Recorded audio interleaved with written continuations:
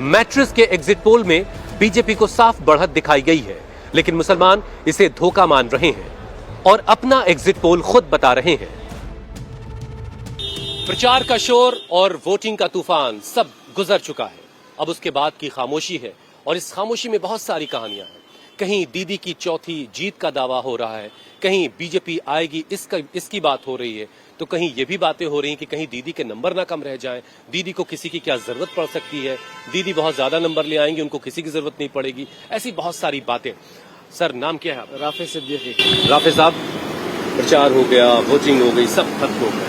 अब जो कैलकुलेशन था उसी तरफ सारी चीजें आपको जाती दिख रही है या कुछ टीएमसी की तरफ जाते हुए दिख रही है, दीदी की तरफ जाते हुए दिख रही है? एग्जिट पोल तो क्लियर मैंडेट दे रहा बीजेपी को। सर, एग्जिट पोल तो इससे पहले भी 2 बार आपने देखा होगा। 2021 में भी जो है उन्होंने क्लियर मैंडेट दिया था बीजेपी को, मगर हुआ क्या, टीएमसी पूर्ण बहुमत के साथ आई थी। उसके बाद फिर 2024 के एमपी इलेक्शन, जो पार्लियामेंट्री इलेक्शन था, उसमें भी कहा था कि 29 सीट बीजेपी की आएगी, मगर उसमें भी वही हालत रहा कि बीजेपी बुरी तरह हारी थी यहाँ पे और कोई भी गुंजाइश नजर नहीं आ रही है। सर देखिए, कल का इलेक्शन जो है ना, ये क्लीन इंडिकेशन है। जब कोई बंगाल में इलेक्शन जो है, कभी भी ऐसा इतना पीसफुल इलेक्शन कभी नहीं हुआ, इतनी शांतिपूर्ण इलेक्शन। उसके अलावा इतने हाई वोटिंग, आपने देखा होगा कि 93% वोटिंग लगभग जो है कल वोटिंग हुई है और फर्स्ट फेज में भी जो है 90+ वोटिंग, 92% वोटिंग हुई है। तो दिस शोज कि ये पूरे जो है बीजेपी को हराने के लिए राइट सर, नॉट को इनकन्वीनियंसी। मैं ये कह रहा हूँ कि लेडीज की वोट, मुसलमानों की वोट एक तरफा दीदी को पड़ी है। कितनी सीटें दे रहे टीएमसी को? 170 से 200 के बीच। और बीजेपी? बीजेपी 70 से 100 के बीच। अच्छा। और आईएसएफ को मिलेगी और कांग्रेस को 2 से 6 और आईएसएफ 3 से 5। हुमायूं कबीर 1 0 to 1। क्या नाम है सर आपका? मेरा नाम फैसल है। क्या करते हैं भाई फैसल? ये मेरा एजुकेशन इंस्टीट्यूट है। तो एजुकेशनिस्ट हैं आप, बहुत बड़े। तो बच्चों की पढ़ाई लिखाई सब तो अच्छी चल रही होगी। आप जरा ये बता दीजिए, क्योंकि प्रचार का शोर, वोटिंग का सब हंगामा सब अब खत्म हो चुका है, आप क्या कैलकुलेट कर रहे हैं? देखिए, मेरे कैलकुलेशन के हिसाब से तो बीजेपी दीदी को रखेगा यहाँ पर 2029 तक, बिकॉज बीजेपी का टारगेट 2029 ज्यादा इम्पोर्टेंट है। तो मेरे कैलकुलेशन के हिसाब से दीदी ही आएगी।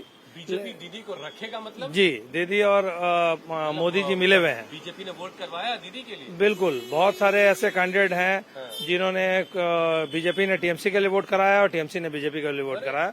मैं ऐसे कॉन्स्टिट्यूंसी का नाम बता सकता हूँ आपको। तमलुक के कॉन्स्टिट्यूंसी में बीजेपी ने तृणमूल के लिए वोट कराया है।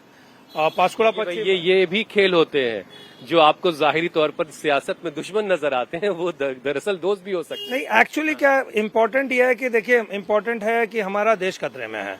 आज अगर हम लोग देखें तो हम लोग का नेशनल, अगर दिल्ली की बात करें, वो ज्यादा इम्पोर्टेंट है। यहाँ पर कहीं ना कहीं मुझे लगता है बीजेपी और टीएमसी में साठगांठ है।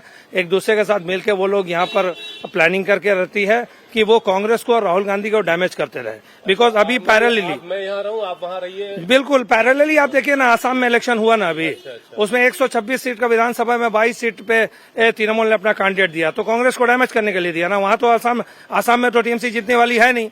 यहाँ पर ओवैसी साहब 9 सीट पे इलेक्शन लड़ रहे हैं, तो सब बोल रहा है बी टीम है, बी टीम है। तो आप वहां पर 22 सीट पे 20% सीट पे आप इलेक्शन लड़ रहे हैं, तो आप बी टीम नहीं हुए। और इस तरीके से अगर देखा जाए, आप इंडिया ब्लॉक का हिस्सा होते हुए आप यहाँ पर अलग अलग क्यों लड़ रही है, ये मुझे समझाइए। पढ़ाते हैं भाई, आप मैथ वाले हैं क्या?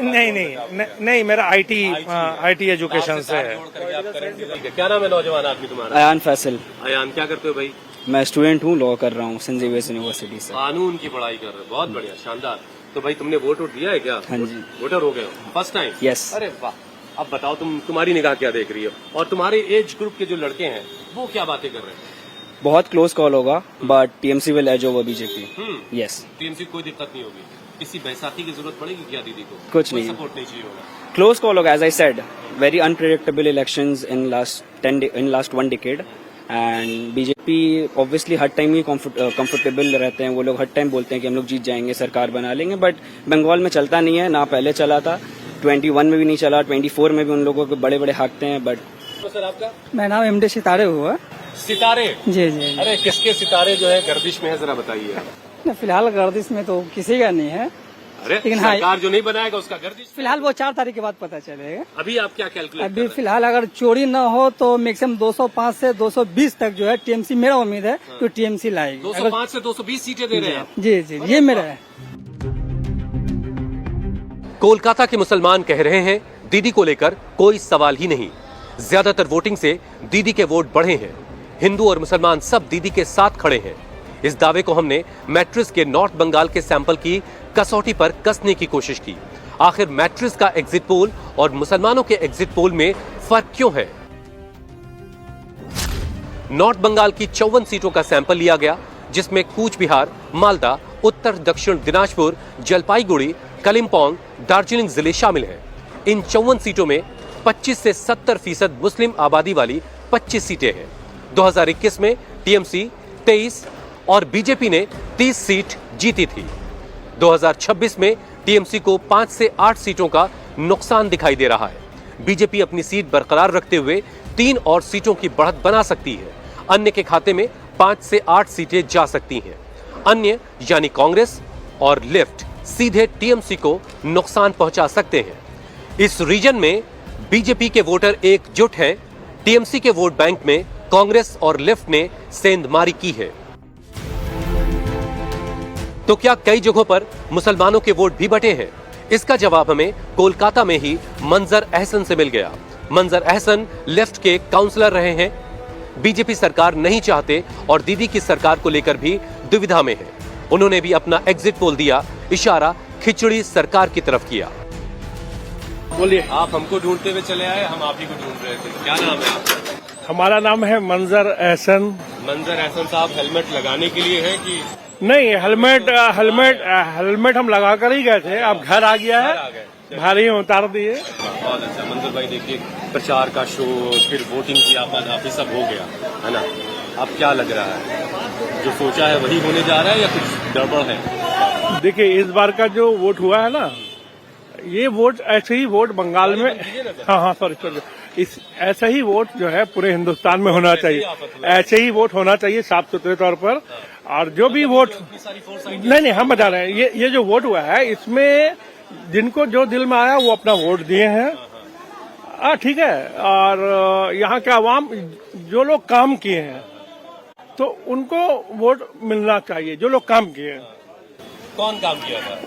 सरकार किसकी बंदी चली बता? सीपीआईएम यहाँ काम किया है और हम यहाँ के एक्स काउंसलर हैं। अच्छा। इत्तेफाक आपसे मुलाकात हो गई है, अपील किया। अब लोगों का क्या राय है? कुछ मिला है इस बार क्या? लेफ्ट का कैंडिडेट उठा है और लेफ्ट को वोट मिलना ही चाहिए, साफ सुथरे लोगों को। अब लग रहा है कात मिलेगी इस बार, मिलना चाहिए। अभी कुछ बोल नहीं पा रहे, लेकिन जब 4 तारीख को बैलेट किसकी बन रही चली बताइए? सरकार देखिए, अभी कुछ बोला नहीं जा सकता। मीडिया दिखा रहा है बीजेपी को, तो कोई तृणमूल को दिखा रहा है, और कुछ ऐसा भी है कि लेफ्ट अलायंस का मिलाकर जो है। क्या देख रही है? हाँ, आपकी निगाह क्या देख रही है? मेरी निगाह में है कि बीजेपी तो आना नहीं चाहिए।